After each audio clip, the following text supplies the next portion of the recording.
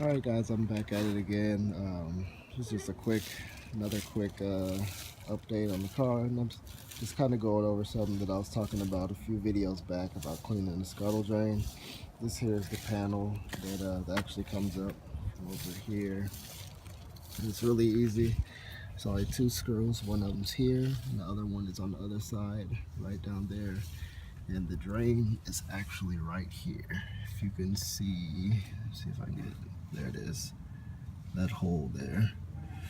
And this is actually the grommet, if you will, that goes down into there. These can get plugged with dirt and all kind of debris.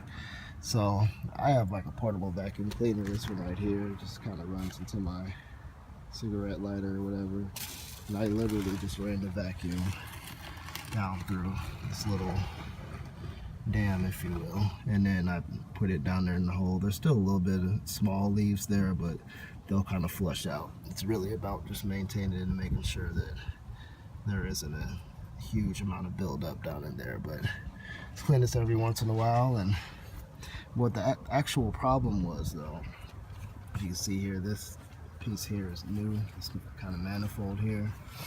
The gasket had actually gone bad and water was leaking into the cabin, so I actually had to have that replaced.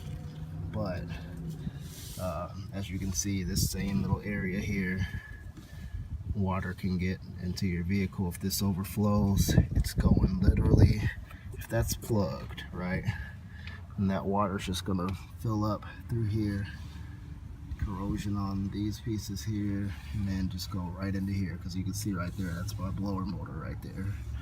So it's another quick update. Other than that, everything's been great with the car as usual, and that's all I got. Let me know if you guys have any questions.